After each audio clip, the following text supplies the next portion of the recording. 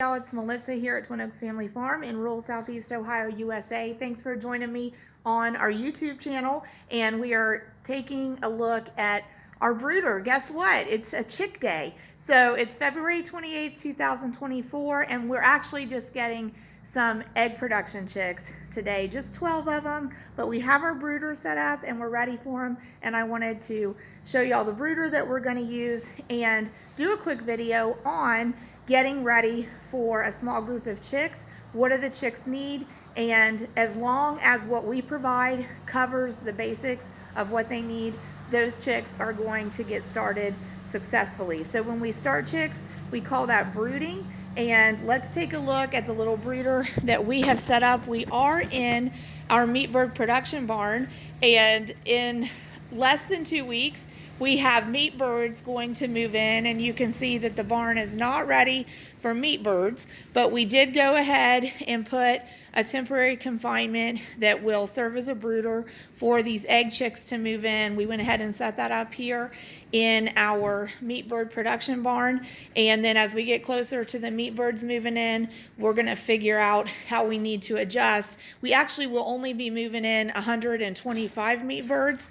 Howdy, Drew. Drew's getting in from his work day at a large produce farm that he works at.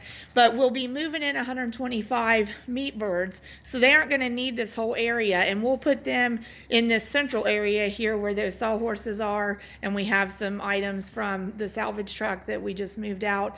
So the egg chicks and those meat birds could possibly coexist. How you doing, Drew? Good. Good. Could possibly coexist in this building, and we'll make those adjustments as needed when we get to that point. But for our purposes, setting up this brooder, we want to cover the bases of what do our chicks need. They need protection from predators, protection from the environment. They certainly need warmth. They need an ambient temperature when we move them in of about 95 degrees Fahrenheit.